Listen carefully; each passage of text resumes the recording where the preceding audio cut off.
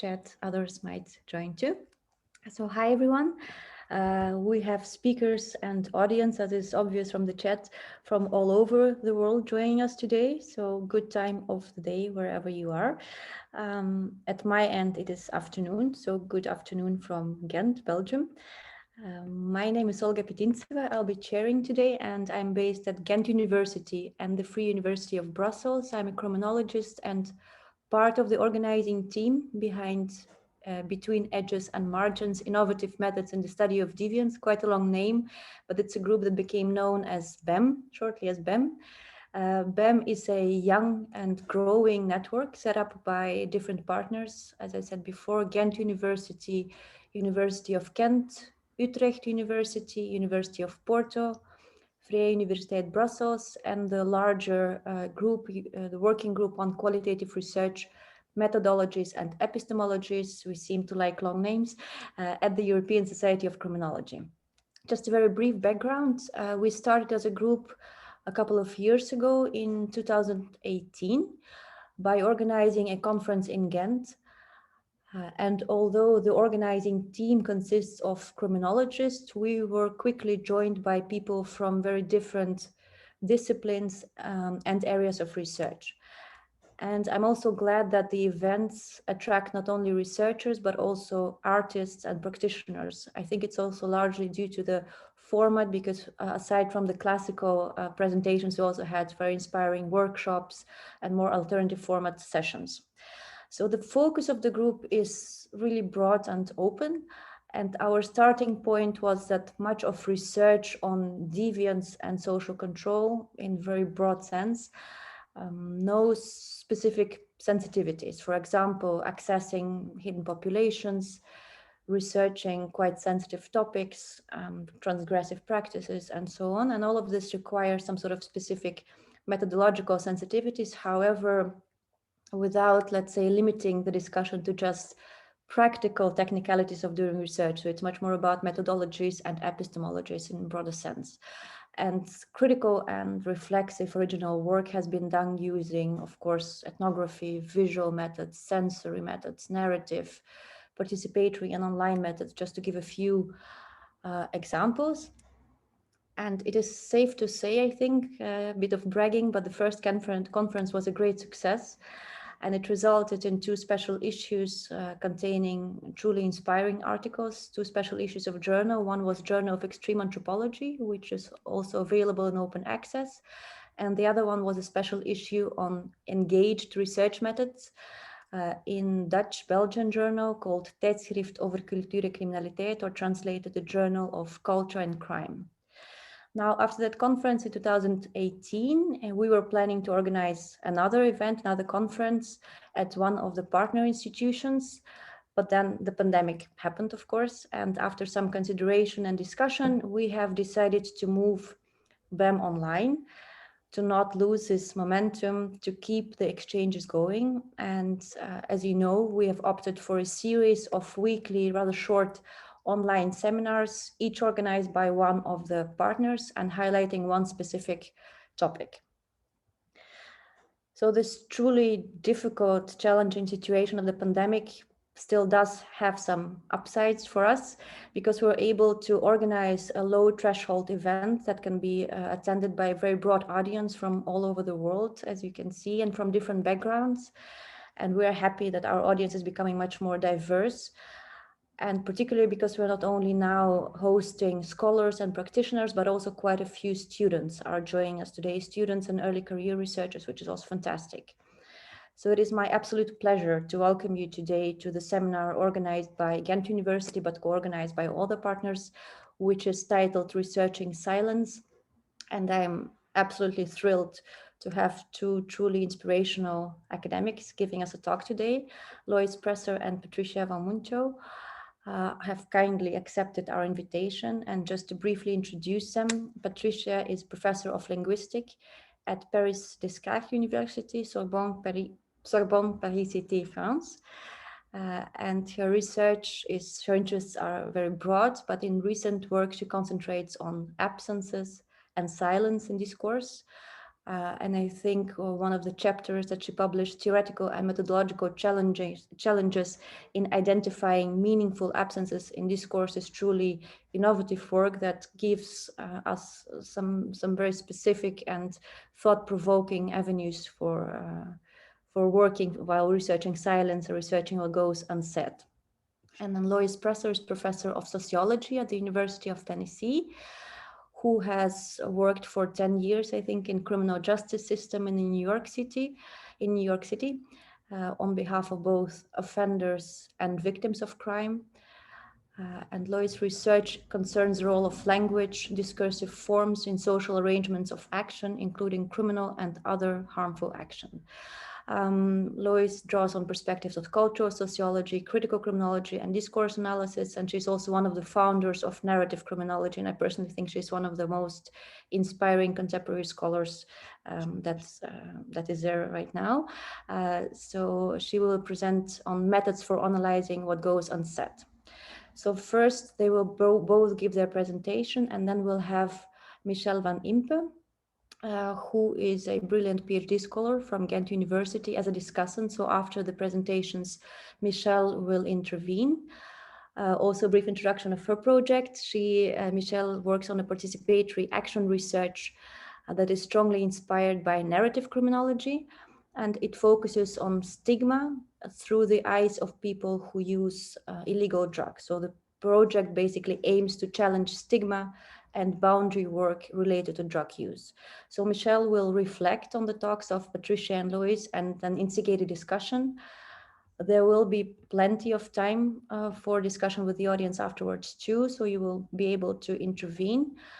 Just one practical remark before we start. As you know, via email, the session is being recorded and will be made available on the website of Between Edges and Margins. I will paste the link to our website just in a bit in the chat. Check it out, and also join us on Twitter, follow us or tweet about the sessions. I will also post the hashtag in the chat. But in case you don't wish to be recognized while talking or even while joining, you can of course turn off your camera or even change your name. So just that you know that the sessions are being recorded. So without further ado, I will hand over to you, because we're not here to listen to me, but to first Patricia and then Lois and then Michelle. The floor is yours. Thank you, Olga. Okay, so I hope I'll be able to live up to the technical challenge. Hello, everybody. Thank you for being here and listening to us. So I am a linguist and a discourse analyst, more precisely. I put a few of my main all-time references on the slide, which means that I'm interested in silence or in the unsaid from a discourse-analytical point of view. And here are some more references, more specifically on the unsaid. Since this will be open access, I thought the lists would make sense. So what does it mean to be interested in the unsaid from a discourse-analytical point of view? What I try to understand throughout my research, that is mainly contrastive, is how what I call discursive cultures function within discursive communities. A discursive culture lies in the relationship between a layered set of social representations on the one hand, and discursive representations on the other hand, that take into account, convey, construct, and transform the content as well as the status of the social representations through specific levels of linguistic marking or non-marking. So that sounds very complicated, but please don't log out just yet. I will say it again in a much more comprehensible way, I hope. A discursive culture can be defined by what can and cannot, must, and need not be said, and how it can, cannot, must, need not be said in a discursive community. As for... Sorry to interrupt, but are you meaning to share the screen? Because somebody in the chat says it's not sharing screen. Oh, I'm sorry. Oh, yes, yes, sorry. Do you see my screen yet? Yes, fantastic, thank you. Okay, let me just show you what so there are lots of references before that you can go check on on the website because it's open access. Sorry for just forgetting this. So here we are again. So I already showed all this. Of course, it's the first definition is even more difficult if you can read along with me. So let's get back to the second one. A discursive culture can be defined by what can and cannot, must and need not be said, and how it can, cannot, must, need not be said in a discursive community. So members of a discursive community are those who share the representations I mentioned in the sense that they know about them and take them into account in their discursive production and comprehension, not in the sense that they necessarily endorse them. So as you can see in the first two definitions, what remains unsaid plays an important part, and my aim here is to offer a few theoretical and methodological thoughts on how to understand and how to put to work the unsaid in discourse analysis. So my first question is, why is there silence in discourse? And the first answer to the question is because there can be. This can be easily explained within a sociocognitive framework, for instance, by Toyn van Dijk, who insists on the fact that speakers and recipients more or less share a series of mental models based on generic knowledge, which allow for most old knowledge and even quite a big part of new knowledge to not be made explicit. Indeed, the speaker can count on the recipient's mental models to provide what remains unsaid. The next answer to the question, why is there silence in discourse, is because there must be. As Annie Orlandi points out, what is worth explaining is not so much why communication is possible in spite of silence, but why it is impossible without it. Why is that? Because expressing sensitive representations in a non-explicit way offers speakers what Orlandi calls a possible space of singularity, allowing them to keep a certain distance from social consensus without taking a risk. And also, as I said, discursive cultures themselves are always layered, meaning that they always contain at least partially contradictory subsets of representations, some of which are dominant, others declining, emerging, or even widely challenged, but not non-existent. It turns out in any case that we constantly navigate between these different layers of representations in what we believe as well as in what we say. We always actually draw on several subsets of representations in our discourse, but they can't all be explicit because our discourse would be completely incoherent in that case. In other words, silence is also what makes it possible for a text to be coherent, despite the subject's and society's heterogeneous positions. So in my discourse analytical perspective, within the numerous types of silence that exist and that I couldn't possibly list all during this presentation, what I am most interested in is what remains unsaid because it is already said or obvious as part of the interlocutor's shared knowledge on the one hand, and what cannot be said, at least explicitly, because it would not be acceptable or make a text incoherent on the other hand. So these two types of mostly unintentional absences can only be conceptualized in relation to what is present in discourse. In order to do so, and also because I wanted to give a more or less comprehensive account of how to detect the unsaid in discourse, I drew up the following table, which I hope you can read on the slide. I can only comment on this briefly and partially here, but I will gladly answer any further questions. So the table helps to distinguish dominant from emerging and vanishing representations by their characteristic marking. The general idea expressed in the table is that the most explicitly asserted representations are the ones that are not dominant in the community of recipients as the speaker sees it, obviously, but either on their way to becoming dominant or already declining and thus needing reinforcement if the speaker wants to convey them. Dominant representations, for their part, do not need to be explicitly asserted, but will only be indexically or slightly if you, will only be marked indexically or slightly if you prefer. As for sensitive, that is emerging or widely challenged representations, they are not without social cost for speakers if made explicit in discourse. Hence, they are mostly only indexed, if at all present.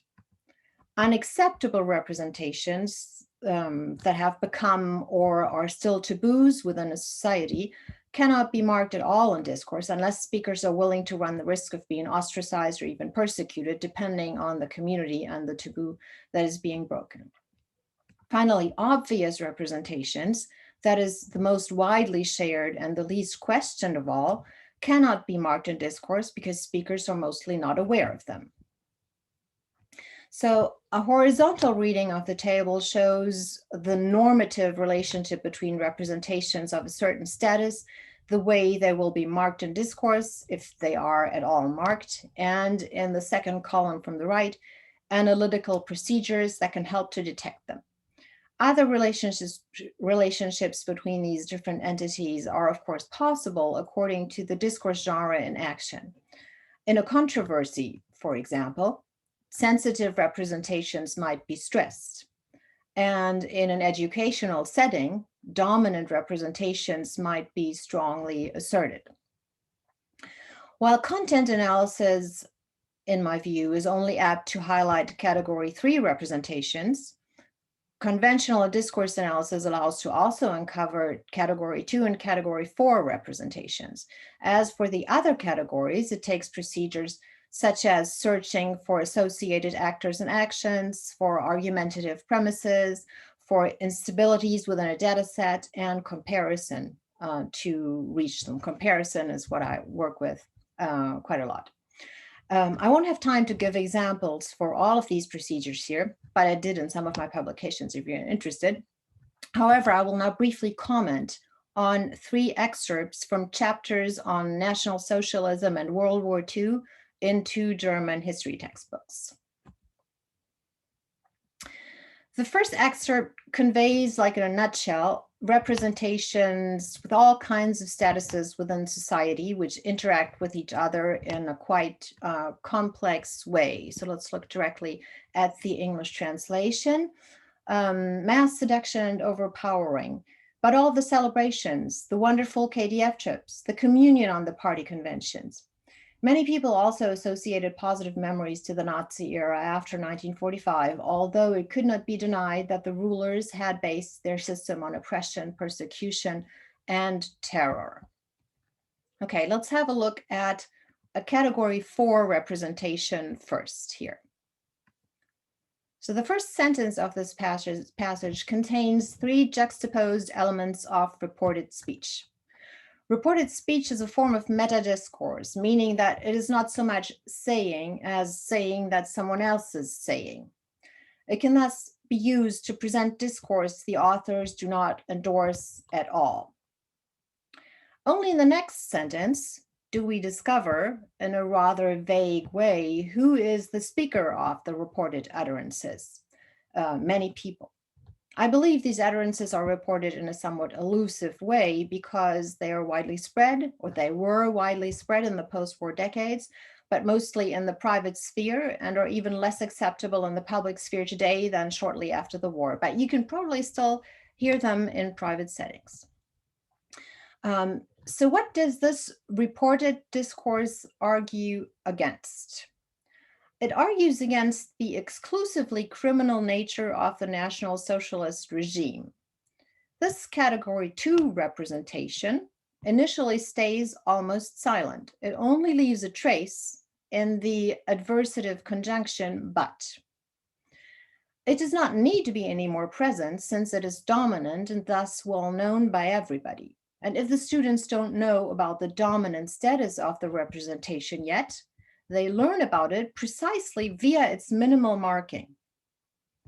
However, the discourse genre here being a textbook, the authors subsequently make this dominant representation explicit.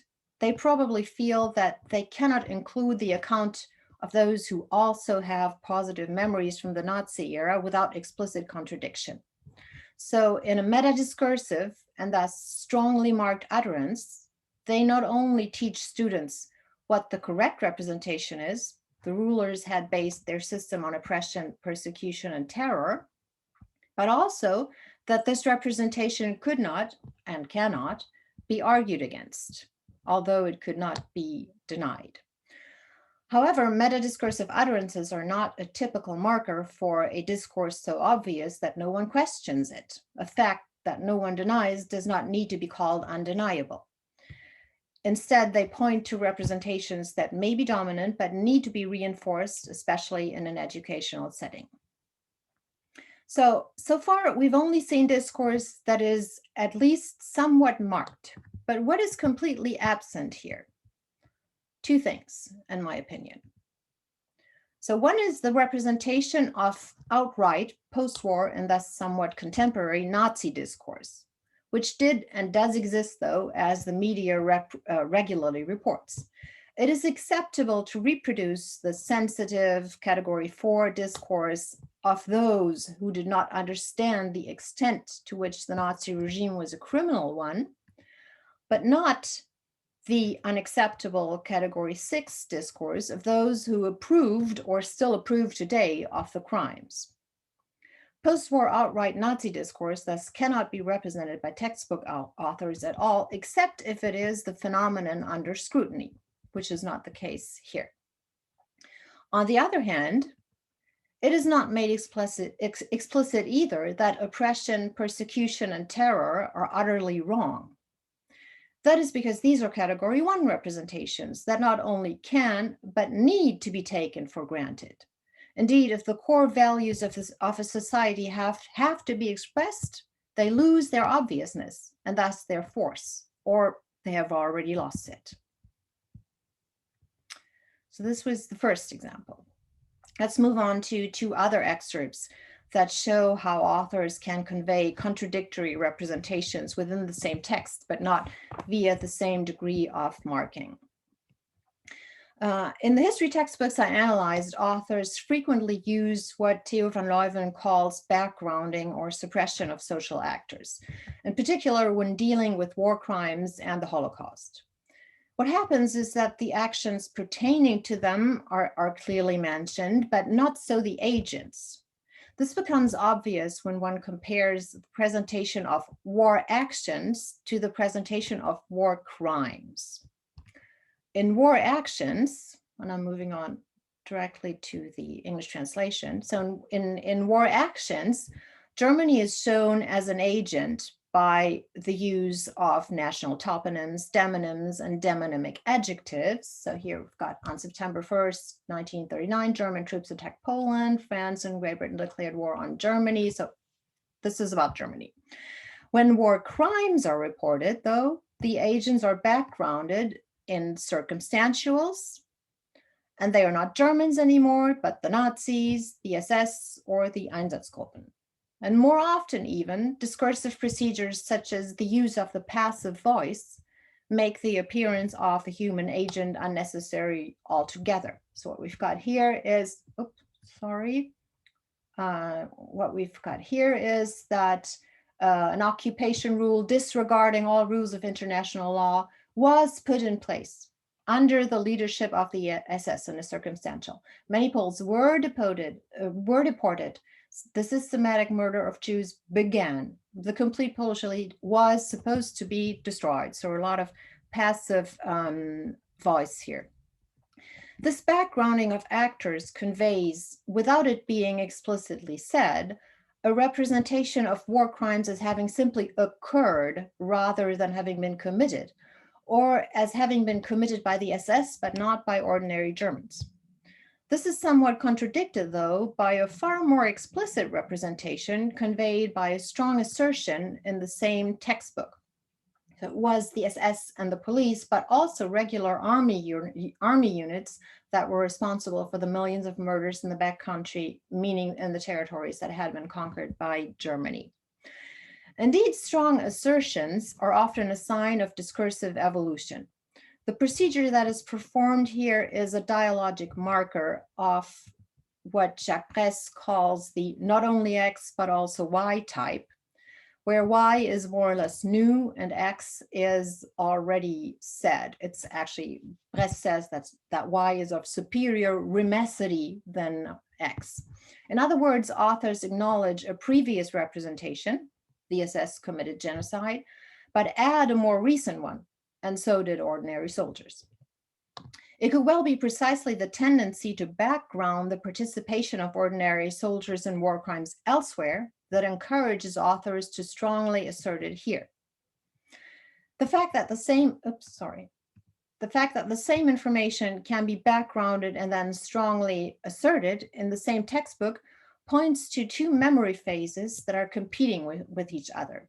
The myth of an army of honorable soldiers as opposed to the criminal Einsatzgruppen persisted in German public discourse until the famous 1995 Crimes of the Wehrmacht exhibit, which linked the Holocaust and other mass crimes to the war itself and thus to ordinary soldiers.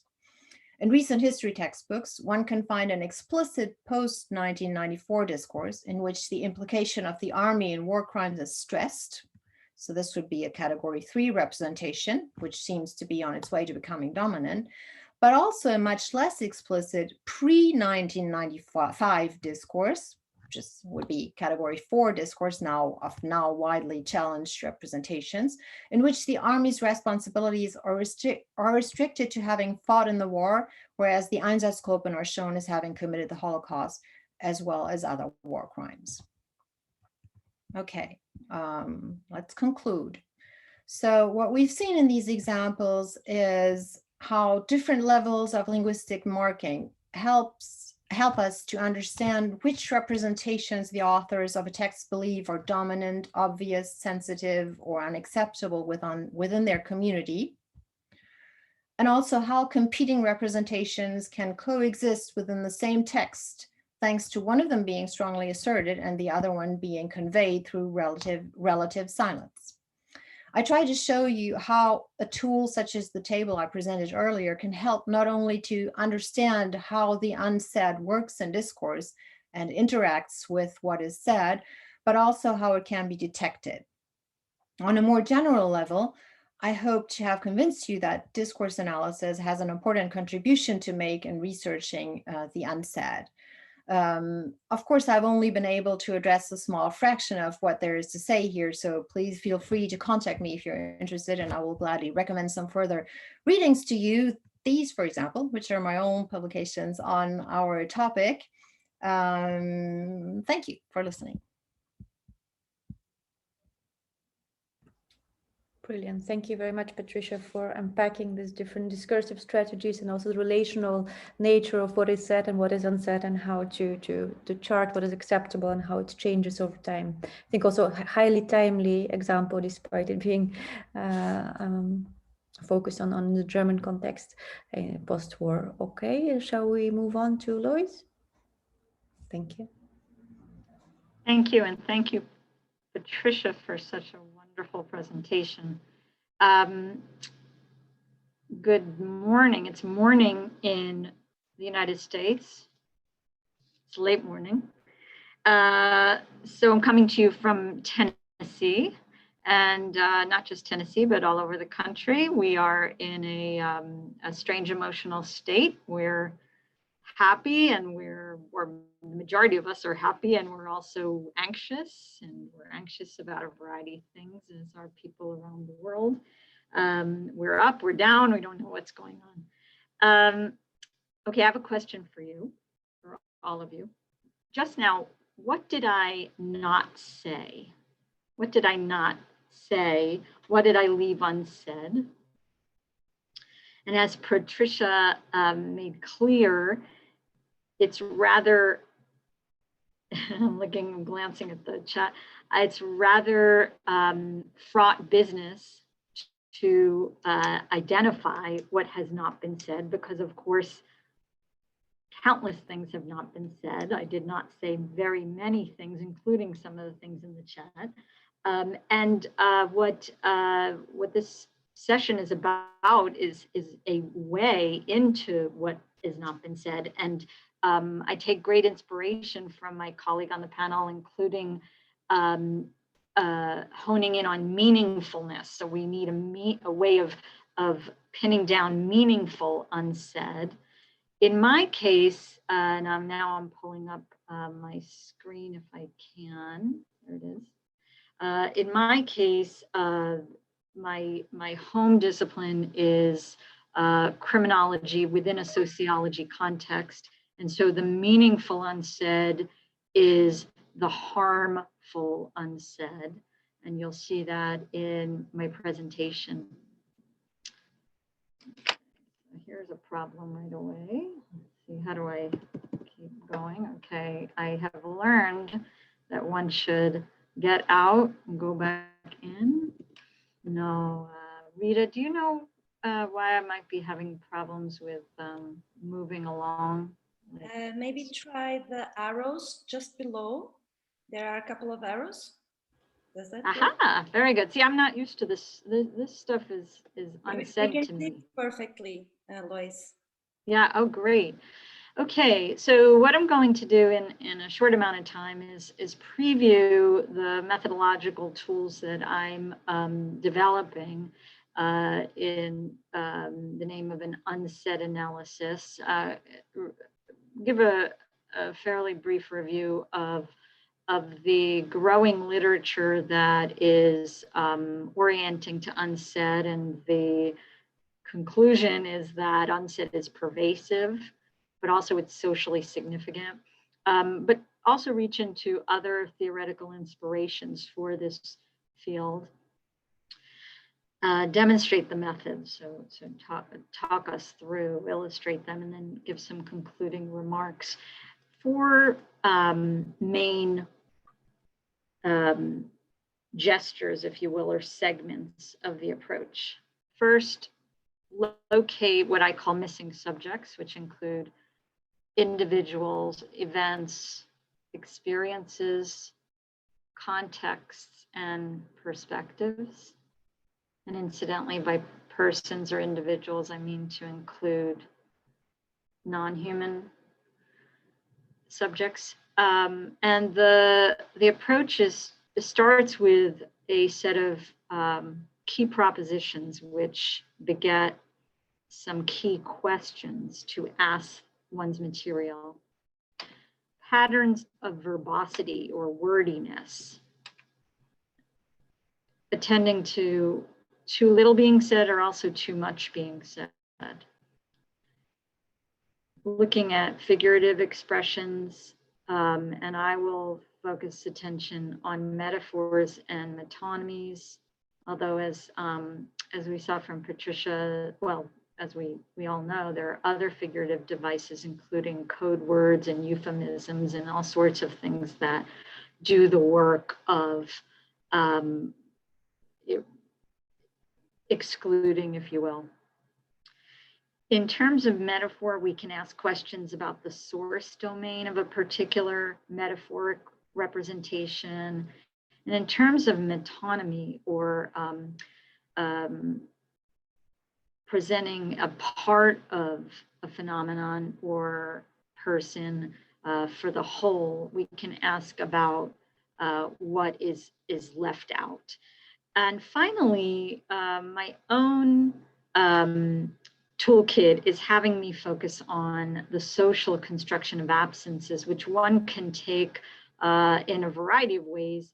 What I'm honing in on are the way gaps are filled in conversation, which of course conversation analysts are right on top of, also pragmatists, and also the way we smuggle in meaning through intertextuality, which for me, Norman Fairclough does the best treatment, also sometimes called interdiscursivity. I'm going to go faster or slower with some of my examples. It's always not enough time, but they are broadly drawn from magazine, lifestyle, or light magazines, political speech, and then interviews that I have conducted through the years, but especially around the turn of the 21st century, around the late 90s and early 2000s with perpetrators of violence. So as my opener was intended to cue, texts contain countless absences. We make meaning by excluding. To paraphrase Patricia, we would not be coherent if we included some imaginable everything. It seems clear that an unsaid field of study is here and is gaining momentum and is extremely exciting. It seems to me, but I'm happy to be corrected, that a little bit more semantically, a little bit more attention or conceptualization was focused on silence in a sort of first phase, giving way to unsaid. But one can find excellent readers and monographs on silence. Actually, Deborah Tannen has a book on silence from the late 80s, which I don't cite here, and as well as on unsaid. Sometimes, as you may know in the audience, exclusions, absences, and erasures get used. I'm interested in how many disciplines are converging, as we know happens in library and information silences. There's a really intriguing body of work on erasures in the archives, and archival, to the point of using that interesting construct, violence. As I said, we need something meaningful against which to determine that something is unsaid, or else we're just making a very trivial commentary. Semiology is an expression that is used often for the field of social harm studies. It comes from Greek. And so for me, in my work, I'm looking for a semiologically relevant unsaid analysis. I'm quoting Patricia, or I'm citing Patricia here. I really, and you get a sense of this point from her excellent presentation, which is that unsaid includes both what's hegemonic, obvious, goes without saying, and also that which is fraught, transgressive. From the critical sociology literature of various stripes, one can take that second variant to include that which is marginalized or repressed. Foucault is a student of many things, and like other social theorists of that monument, has talked about silences and silences as permeating discourses. Foucault is not on this list, but he should be, along with other theorists like Freud, Saussure, Derrida, Lacan. I'm pretty much just going to show you that if one wants to prepare a genealogy, to speak Foucault, of unsaid, one can easily find a broad array of ideas, including speech act theory, the ideas around the force of language, critical social theories, in queer theory, in feminist theory, and critical race theory. One sees a great emphasis on marginalization, suppression, and tried and true expression of like silenced voices that aren't getting heard. In my my home of narrative criminology, we have been talking, especially some of my closest colleagues talk about stories that are just barely mentioned, just alluded to, that are nonetheless of great, great consequence socially and specifically in terms of harm. And actually, the field of narratology is very much occupied with ideas around what stories accomplish without being overt about it, including the moral of the story, particular characters. I'm inspired by humanists who talk about character space and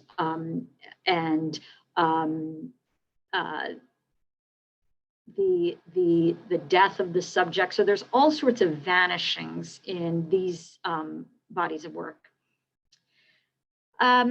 So I mentioned lifestyle magazines. Marie Claire is an international magazine that targets women. And I happened on this article which would rank the best creams for anti-aging. And so here I quote, "In an ideal world, none of us would worry about the visible signs of aging and would simply be content with the cliched notion," that's the author's cliched in parentheses, not me. But sadly, we don't, notion of growing old gracefully, but sadly, we don't live in an ideal world. And when the time comes, most of us will reach for anti-aging beauty products faster than you can say, well, anti-aging beauty products. The trouble is the market is flooded with products that claim to do so much. So I'm thinking through an analysis of who and what is missing with this rather commonplace article that is concerned with products. And there's a lot of ways to go with this. First of all, the way the text positions us and related things like the trouble we are having. The article tells us who we are and what kind of trouble we're having. And further along in text that I'm not sharing, it tells us that we are anxious and quite upset. This is a commonplace of magazines, and it's also very much in line with Faircloth's studies of consumer capitalism, which is very much riding on making people anxious. But I want to ask of the text, who and what is being excluded, and note that persons who are not disposed to counter the appearance of aging, as well as old people, are missing, because the time coming is in the future, and it's not, now that I'm 90.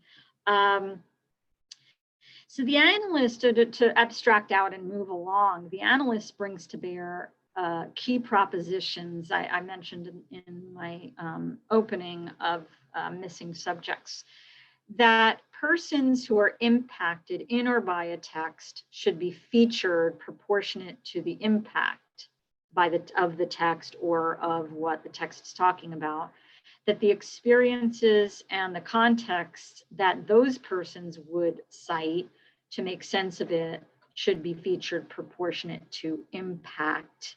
And finally, that the perspectives of those impacted in or by the text should be featured proportionate to impact. The key questions are these, and incidentally, just so you know, I'm happy to share the slides so you don't have to, rush on recording all the words.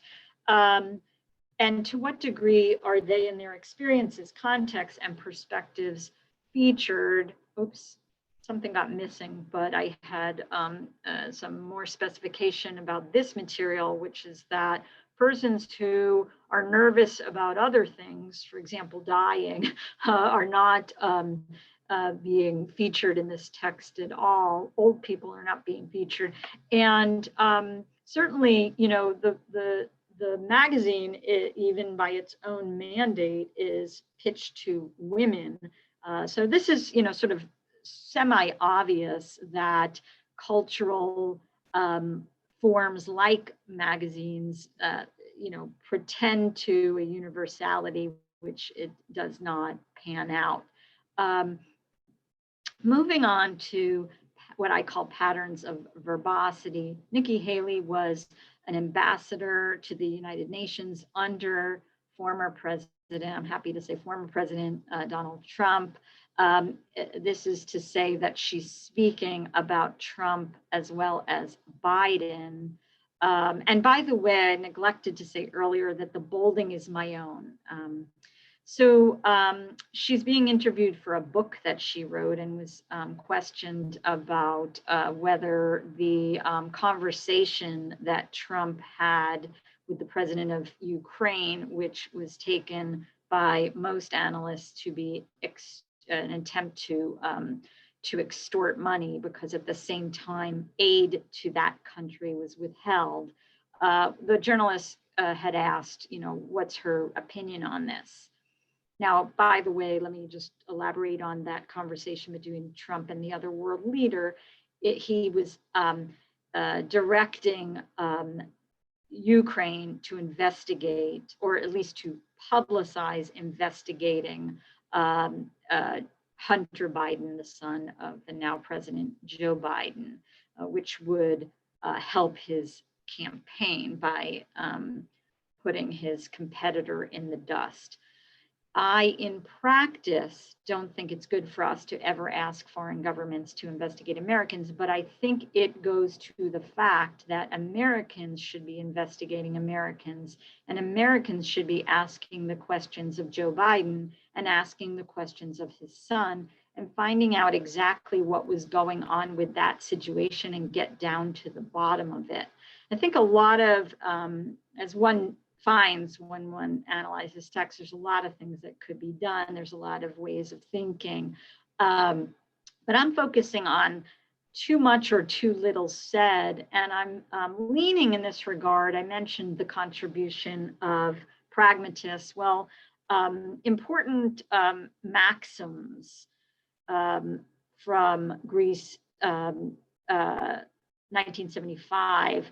And some of you may have encountered, may work with his cooperative principle, make your conversational contribution such as is required at the state at which it occurs by the accepted purpose or direction of the talk exchange in which you are engaged. This was descriptive. It was his idea that this, not normative, that this is the way, these are the rules we follow when we're participating in a conversation, and he has 4 categories of maxims or rules, including the maxim of quantity. Make your contribution as informative as is required, and don't say any more. Don't say any more than you need to say to be informative.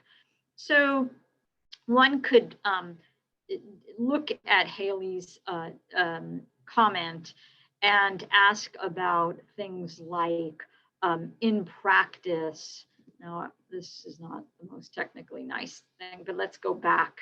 In practice, and ask, well, what's that for? Like, do we really need her to say in practice?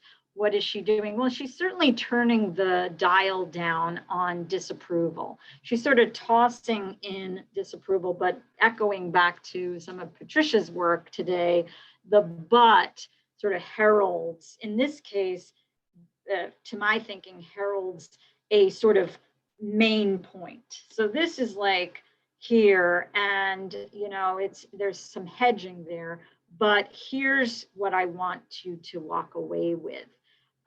There's this repetitive Americans, by the way, that italics is from the newspaper where it's reported.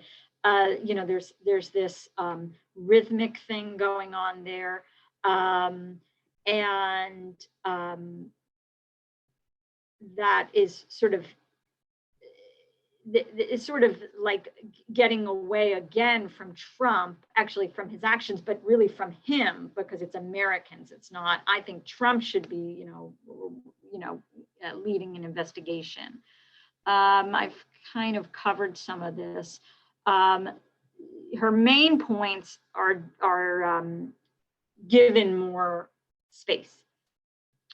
So just to quickly get to, the methodological takeaway, the analyst asks what text is meant to be central, what text is meant to be marginal by a variety of linguistic maneuvers, and how verbosity hones the positions. Okay, I'm moving through such different empirical cases that that I'm starting to get a headache, so but enjoying it.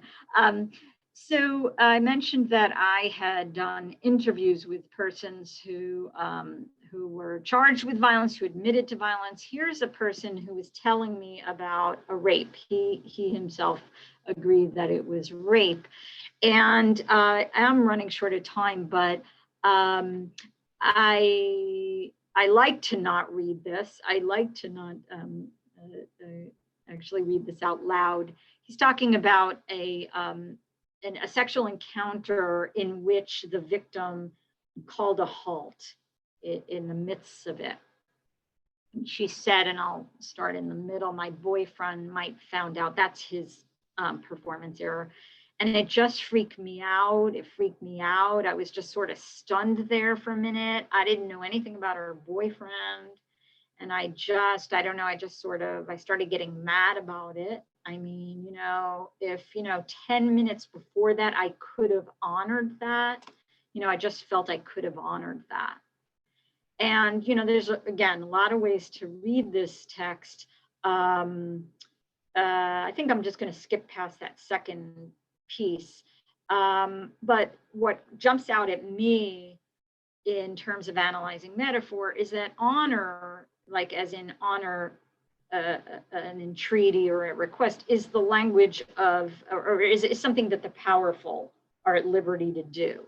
I don't ask my students to honor the syllabus or honor my request to cancel class tomorrow.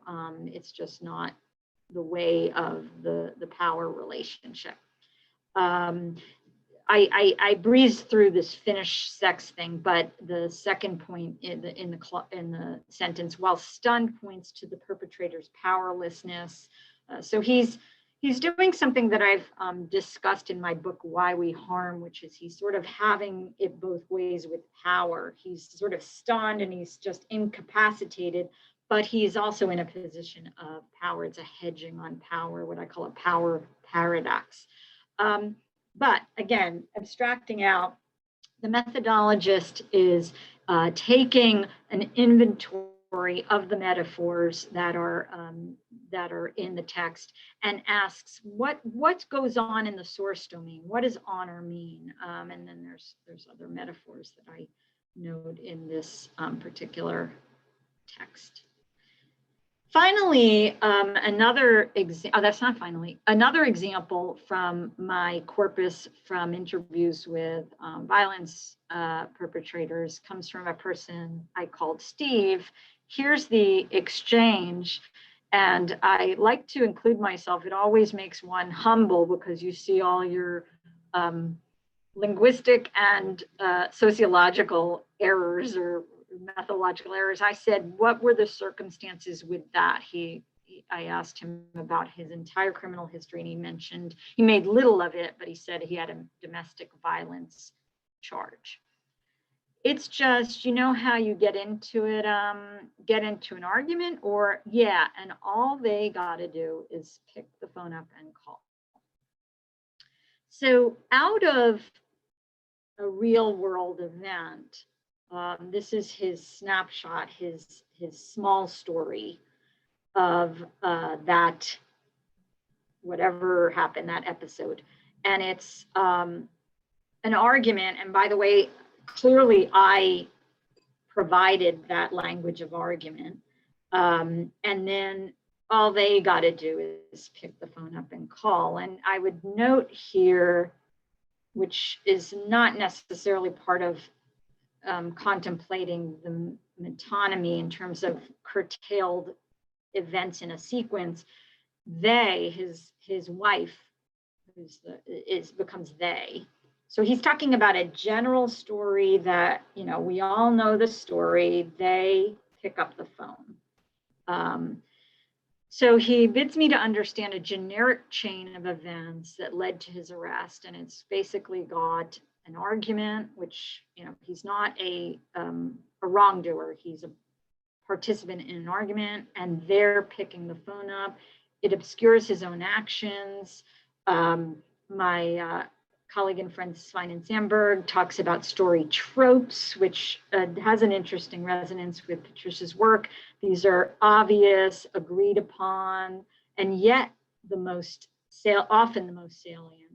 And by the way, I channeled Bamberg and Georgia Kapalu. I'm probably not fudging on her name right now, on small stories, and that's also relevant there if that speaks to you.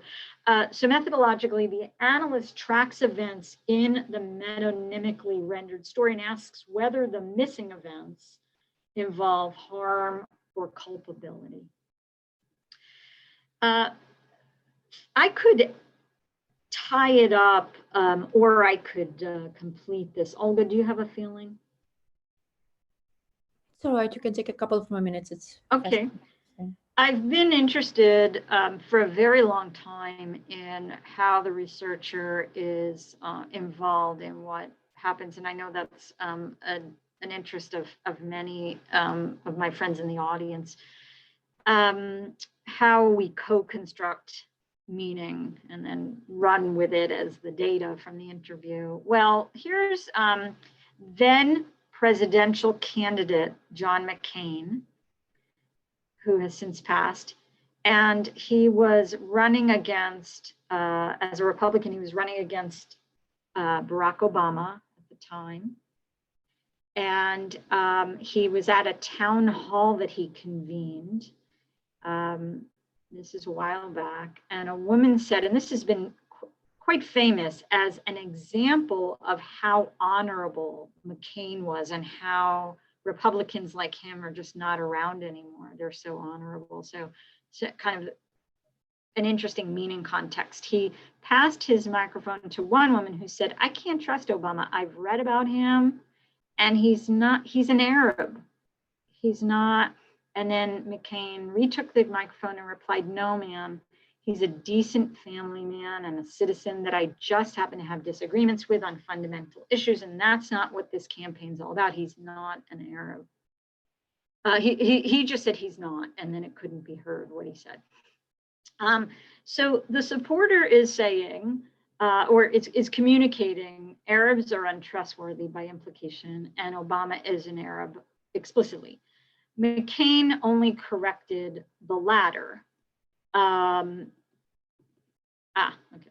And so this is just a quick snapshot that is very much what conversation analysts might do, is asking, or if they were very sociologically minded, what claims are being made? What are those claims leaving unsaid? What are the counterclaims? And which claims are just not being countered, as we saw with McCain. I'm not dwelling on intertextuality, but I highlighted decent family man as an example of, a trope from the common culture that carries all sorts of meanings with it. He doesn't have to spell out what it means. We all have a sense of it. For example, that such a person is, heterosexual, just to sort of think about that readily. So to conclude, unsaid analysis is tricky business. What I think is essential is to be as transparent as possible as to one's positions against what is some discourse deemed as unsaid, as meaningfully unsaid. Patricia, you haven't emphasized this, but I have taken lots from your way of formulating the unnecessariness of an intention to exclude, and critical sociologists and criminologists are very much at home with that point, seeing all sorts of harm practices and enterprises as systemic, and likewise the unsaid is likewise systemic, also situationally and more broadly socially constructed. And that's all I have. Fantastic, thank you. Can we hand over to Michelle? Michelle, are you there first? And then we open the floor for discussion. Thank you, Lois, for a fantastic presentation. Yes, can you all hear me? Okay, great. Thank you, Lois and Patricia. I really enjoyed your presentations, but also the text that I read from you. I think it's really valuable because it's a very complicated subject theoretically in first place. And even if you can get a grasp of that or understand it, it's really hard, I think, also as a more younger researcher, not age-wise, but a novel researcher, to make the jump to a more analytical approach, or how to take this into practice. And I think you both gave some very nice pointers or Easter eggs we can go looking for, so that's really helpful. I have, I think, 3 points or questions that I wanted to ask you, and I hope, Lois, that they will not increase your headaches in that sense. And they mainly revolve around the position of the analyst or researcher. You also emphasize it in your text and in your talks that, yeah, it's a very crucial position that you have here, because you are looking at a text or a talk, and you're very decisive in what is deemed as left out that is meaningful. So you have a very important role there, you made that clear. And something I'm myself personally always very puzzled by, not in doing discourse analysis per se, but in analyzing a conversation with somebody, is the question, am I reading too much into things? Am I seeing things here that if I would talk about it with that person, the producer of a discourse, that person could not relate to it anymore, for instance, or would have a completely different idea. And then, of course, the question, what am I actually doing?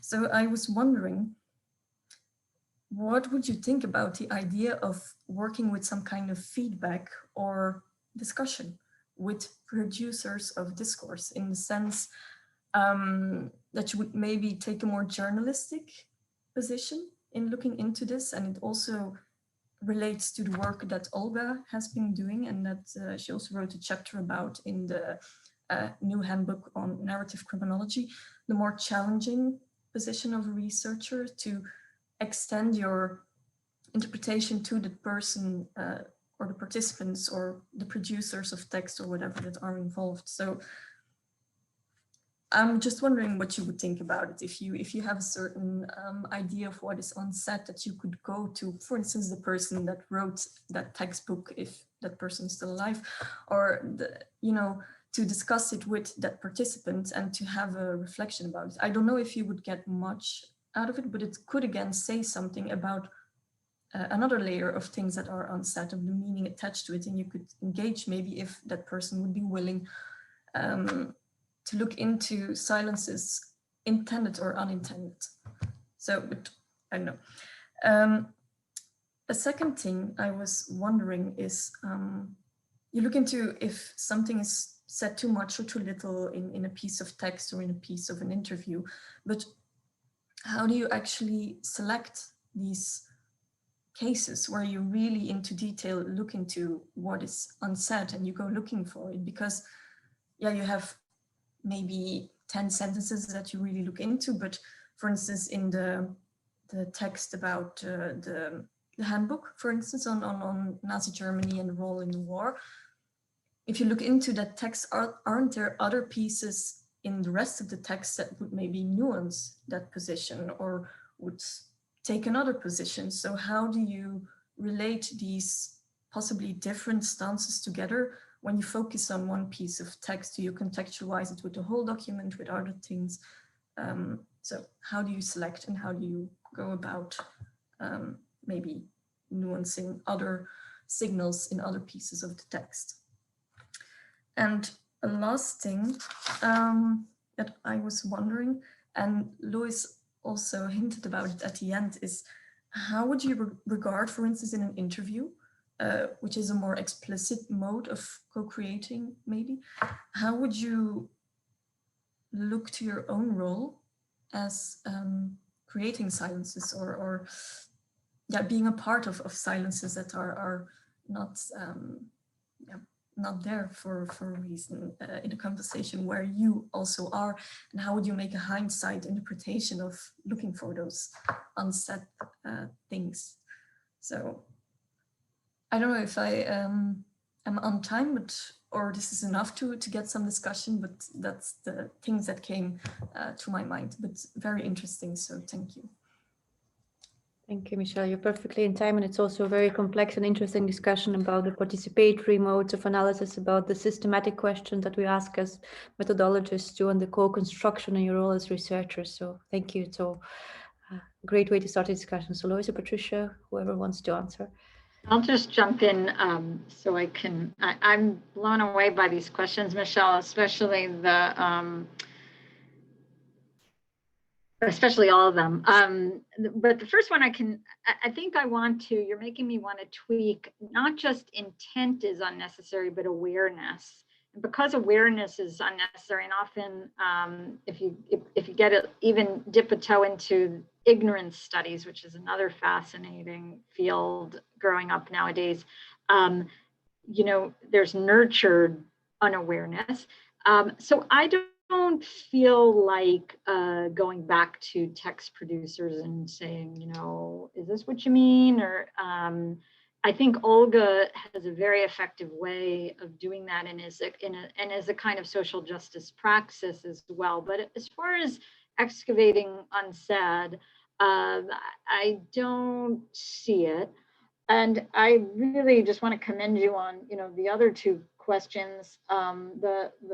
You know, one can, in terms of your last one, the researcher's own role in creating silences, that one can, of course, go down a rabbit hole with that, which is, you know, tough, especially for, you know, early career people and graduate students. On the other hand, if you can kind of tame it a bit, and you know, sort of at least be coherent about it, it's extremely productive, I think, to entertain.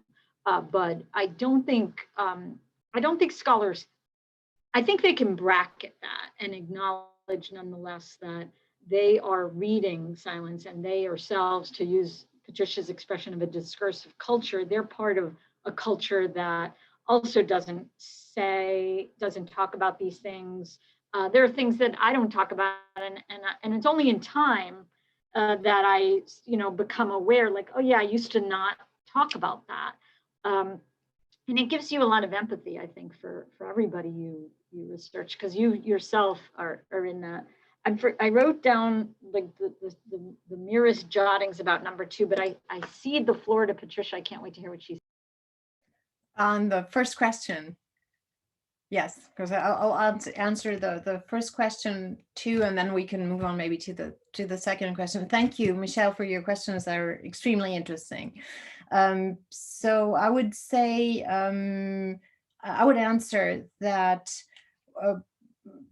would I be willing to maybe interview the producers of the text? Well, why not? But certainly not to see if I'm right or wrong in what I read into the text. So you said, are we not reading something into what we are interpreting?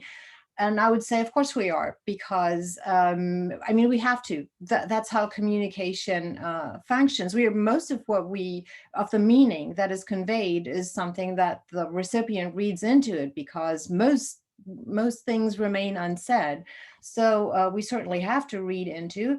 And as Lois already said, intention is unnecessary. So is awareness. And you said before, there is unintentional exclusion, and I would say that in some cases unintentional exclusion is worse because it shows that it is systemic. So since what I'm interested in is the discursive culture and not really an individual itself, what is this or that, what did this or that producer intend, that's not what I'm looking for in my discourse analytical studies. But what do people think that is dominant, that is obvious, that is unacceptable in their discursive culture? So yes, I have to read into it. And what is complicated, of course, the position of the analyst, I do agree, is a complex subject, because if we want to analyze the unsaid, we need to be close enough and distant enough from what is being said in order to be able to understand the unsaid. If we're not ourselves member of a discursive culture, we don't get the unsaid. We just don't have the mental models to provide what is missing in what the producer is saying, what the speaker is saying. But if we're not distant enough, we will not get the obvious or the unacceptable, maybe, because we won't even think of it. So it's extremely complicated for the analyst to find the right position, but we do have to read into what is being said. I mean, as everybody who participates in communication has to do. So that would be my answer to the first question. I don't know, what should we, how should we conduct this? Should we go on and discuss this, or should I go on to the second question, or have Lois go on to this? No? Well, can I add something? Sure. Yeah, I really follow both of your comments, but I would just say, because I'm doing participatory work and we're doing the analysis together with the participants in very different ways, but for instance, that also participants read their own text or listen to their own audio recording, and then we take it to a next interview to lay our interpretations together, so to say. And I'm quite amazed, it's very situated in my research, of course, I always have to speak with two words on that, how you can also have critical discussions on a theoretical level on what are things, what are schemes or ideas hanging in the background also of the participants. So it's different, of course, but you can have quite interesting discussions, I think, also on that level that can maybe guide you in a further interpretation of what is unsaid. And so but I do see your point, but it might be interesting too. Thanks. I would have an answer to the second question if you want me to go ahead, but yes. So you asked about how do we select cases, excerpts, etc. Because yes, the unsaid is everywhere. So how do we detect it, and how do we select it? So look at the whole document. Yes. So I try to always show cases that are in some way representative of a whole document. So for example, in the study about the history books, there were 7 history books, and I studied the chapter on National Socialism and World War II in all 7 German history textbooks, and also in 5 French history textbooks. So after studying all that, you kind of get a feeling for what is typical, what is not typical. So yes, that's of course necessary. Still, it is difficult because, of course, if you're looking for the unsaid, your attention needs to be drawn to it in order to see it, and that's complicated. That's I published several articles on this. How is your attention drawn to it? How does the observer, how does the analyst actually get to something?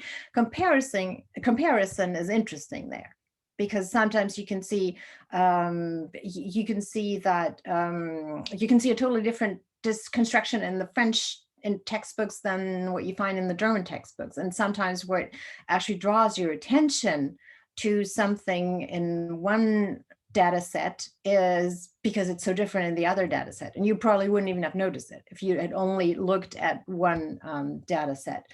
So and I also came up with a table to force my attention on several procedures that I probably wouldn't notice if I weren't looking for them. And the table is also something that I find important in order to try to at least somewhat avoid that the research becomes totally circular, meaning I only see what I'm actually what I was already paying attention to before. So it also helps you to draw your attention to phenomena.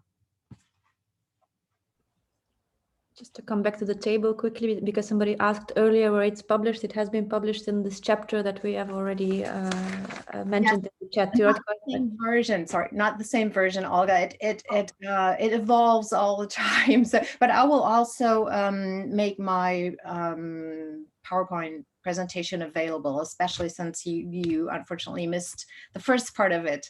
I will make it available so you can see the last version of the table. The last version is published in a book that is just coming out now on contrastive discourse analysis, but in French.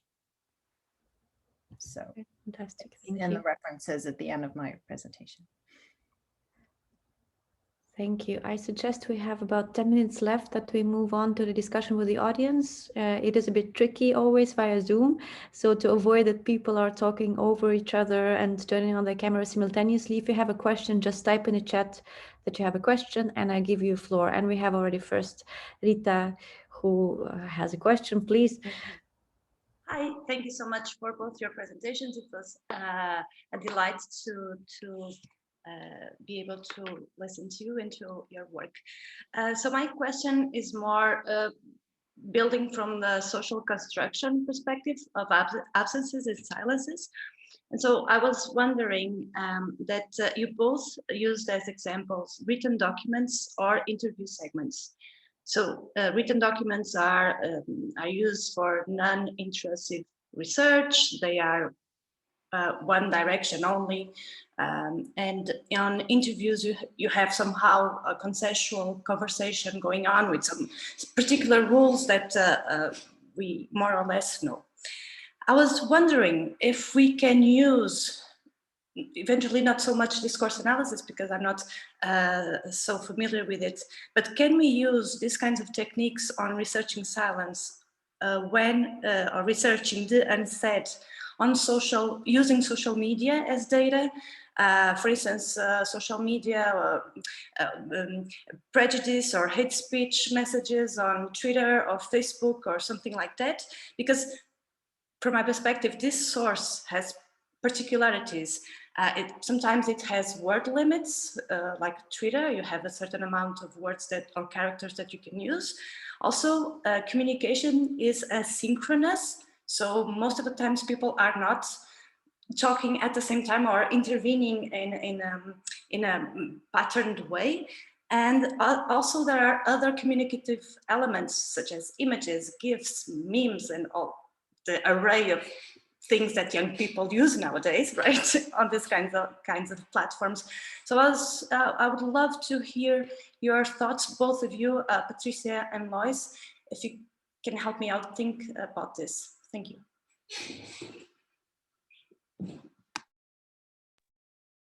My answer is absolutely, and I think you've already laid out some of the, some really special features. I don't think we need to, sort of overemphasize differences because, interviews also, and two-way conversation, there's a sense that one needs to be limited and keep it short and so forth. For some of that I got into.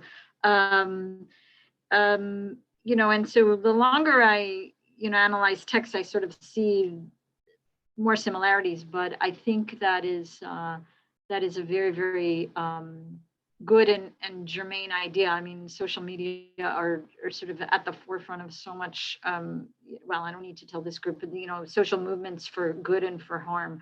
As far as how to do it methodologically, I bet there's wisdom in the group, but maybe Patricia has some. Yes, I just typed in a name of a French discourse analyst, Marianne Pavot, who works on this very much. So yes, certainly you can. Some of my PhD students also work on it. I myself don't, because I'm too old, and not kidding. I'm not a member of this community. So when my sons show me memes, I just don't understand. I don't understand what it means. So, which means, of course, that I can't do my work as a discourse analyst if I'm not part of the community that is communicating about something. When you said meme, my mind went to a meme that's popular now, at least in the US, of Bernie Sanders, who was at the inauguration in a very casual, sort of practical outfit, and he's gruff as he is. And, so the purpose of memes is to transport all around the place and to take out of context, literally. And part of the joke is that it's out of context. Now he's in the context of, the Roman army, and now he's in the context of, the Spider-Man or whatever. And so you're just now, I'm thinking like that's almost, it's almost a very meta discursive sort of, shared observation of the sort of the play of context. Anyway, yeah. Yeah, I also feel too old, and I'm not, maybe I understand some memes, but I'm not on any social media. Thank you. Next we have Ruben Boers, who has a question.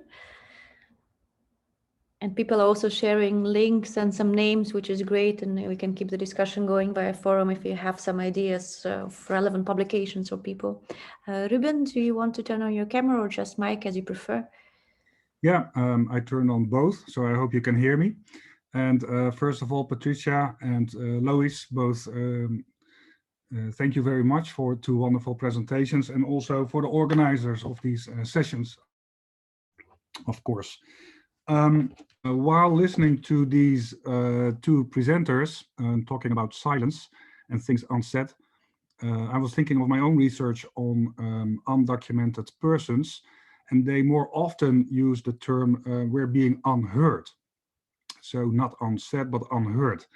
And I was wondering, well, I'm actually puzzling already for 1.5 hours now, if we are talking about the same level of concepts, perhaps 2 sides of the same coin, or if it's something totally different. And then I figured perhaps the silence also means silencing, but I'm not sure if I'm taking it too far. So instead of trying to find my own answer, I would like to ask the 2 experts.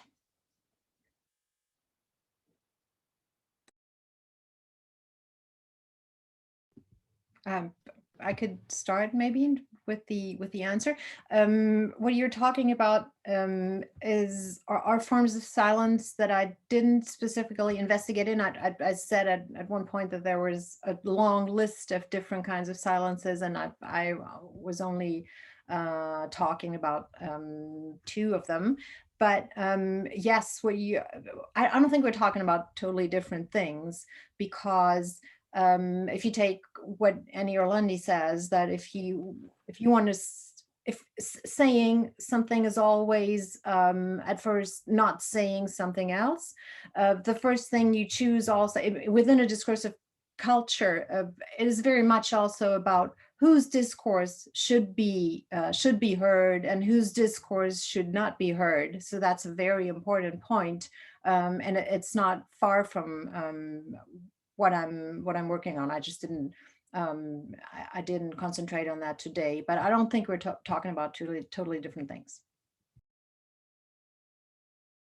Yeah, the way I've laid things out, my set of procedures concerning missing subjects is sort of connects up with those unheard stories and perspectives. I agree, it's not something else, but it does sort of remind me that there does seem to be, I mean, Patricia has, sort of a gradation, a continuum of unsaid, but it does seem to me that one can dichotomize between marginalized texts, positions, etc., and hegemonic or, you know, power maintaining silences. It's sort of like if one likes it, it falls out that way. You make a good point about, like, or philosophical point, Ruben, about, you know, if it's not that that persons are not speaking, but they're not being heard. Yes, if I could add something, I would have to think about this some more, but in my table, I want to say that what you're talking about are non-existent or irrelevant representations. That's actually maybe worse than unacceptable. It's irrelevant within a certain discursive culture to listen to some people.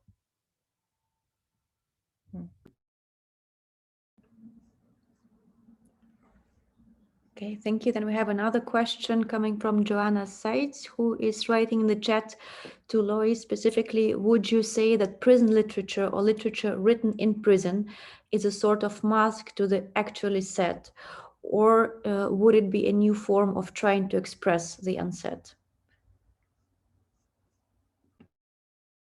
How many times does that happen? Very interesting. I have to meditate on these words, Johanna. I mean, the authorities and much of mainstream culture sort of obscures that sort of literature, and maybe you want to elaborate on your meaning, but I do see in a whole raft of communities of prisoners and ex-prisoners and prisoners' families, a sort of expression of the subaltern voice. Do you want to elaborate on? Yeah, yeah, I was channeling Spivak. Do you want to give some of your thoughts or elaborate on this? Yeah. So I'm not really good in public speaking, so I'm going to try to kind of nail it down to one sentence. I was wondering if, so I was part of the Learning Together group in Cambridge, and we were writing an anthology with the prisoners, and we wrote poems. So I studied literary studies, and I was kind of transforming your work, like at least trying to transform your work, and adding literary studies, like analyzing poems, for example, into this more criminological, sociological approach. And I called it like the written eye. So it's like something like, for example, one of the prisoners would say, and then there was one moment of madness. So he didn't actually say what he was doing or why he was in prison, but he said everything we needed to know. And over that, I became a very clear inspiration of what he was actually feeling, or how he was, how he held up in this. I think it's so. Did you work with Sarah Colvin? Yes, exactly. Yeah, yeah, she's wonderful. And Colvin has I think 2 articles on unheard stories, and kind of when Ruben was speaking, I was thinking of her work, who's in German and Dutch studies at Cambridge. I think it's really interesting that you were analyzing poetry, because poetry depends for its elegance and its attraction on being spare and playing games with language and sort of strategically leaving things out, and which is, arguably prose does that as well. Arguably all prose does that, and newspaper articles and so forth. and political speech. But it is an extreme, expression of that principle to not say in order to be lyrical. And I'm getting lost in my own little monologue on that. But I think it's very interesting for you to sort of use the poems of prison inmates to say, like, this is what they're honing as important, and this is what they're moving to the background. I think a lot of interesting sociological or criminological questions can be asked about that, concerning agency and victimhood. Yeah, any other thoughts? Those are just thoughts I have on that kind of work. Thank you. Then we have another question in the chat too. I'm not sure I fully understand it, but I try to read out loud. How do we reconcile the need to have enough context to identify the relevant unsaid material and remaining removed enough from the context to not miss that something is unsaid in the first place? I have an answer to that. Perfect. I would say moving in and out of contexts. That always helps.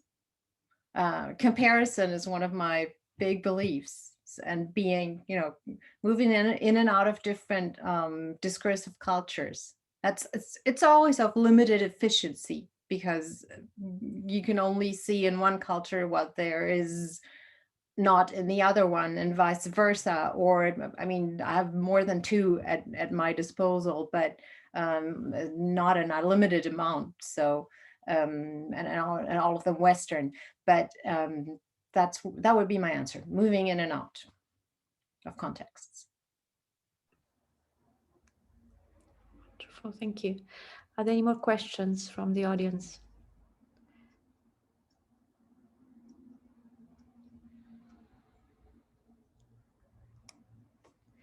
In the meanwhile, I will type in the website of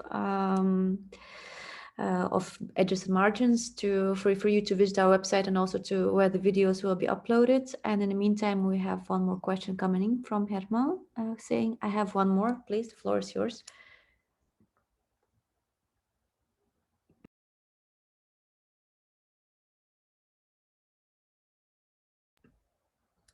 How to know that the sample is representative? I wouldn't even try for that. I think there's a variety of things that you could say about your sample that commend it, that it's a meaningful selection, or it, it crystallizes some insights. But I should speak.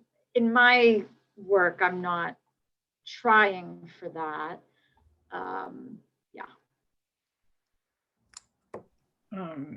So if we're talking about the data set, I would say it's representative if, when we get to the end of it, we don't find anything new anymore. That's, of course, kind of subjective, but that's what I practice. And it depends on the discourse genre that you want to analyze. But for textbooks, for example, you would take most textbooks, or you would take let's say 5 to 10 textbooks from major editors, major publishers, sorry, from a certain period of time. And then once you're through them and you see that there are still some open questions, go and get some more. If you've got the feeling that you keep reading the same thing all over again, then it's probably, you've probably got enough data. And actually, to dovetail with that, I don't study textbooks, but choose some material that you have a sense may undermine the understandings that you're starting to develop. So it's that kind of negative case principle, or Patricia said something earlier those along these lines, but to challenge what you are cooking up, and that's very important. Yes, I perfectly agree. If you only find what you already thought before, then that's not good. Thank you. Then we have another question from Daniel Welsh, who is asking whether the concept of hybridity would be relevant regarding moving in and out of context, as Patricia suggested. So being simultaneously in and out of the same context, or being in different contexts simultaneously. Would that be a helpful concept?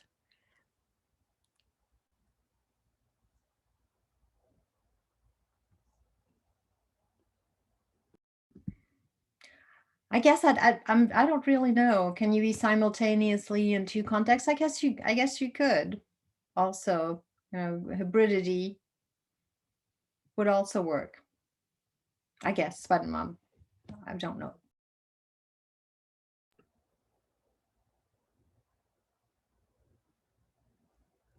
Okay, does anyone have one final burning question? If not, I wish to thank our speakers, both Patricia and Lois, and also Michelle, for discussing, all of you for joining us. I think it has been a very fascinating and inspiring seminar and discussion, and it is great to see how BEM is evolving and is also keeps on attracting new audience. So please join us next week too for a next seminar, same time, on researching deviance online. Thank you very much, Patricia and Lois, and to everyone attending. Have a good evening, or whichever time zone you're in. Good rest of the day. Thank you so much, Olga, for organizing this. And thank you, Michelle and Rita, and thank you, Lois, for your inspiring presentations. Thank you. Bye-bye. Bye, everybody. Everyone.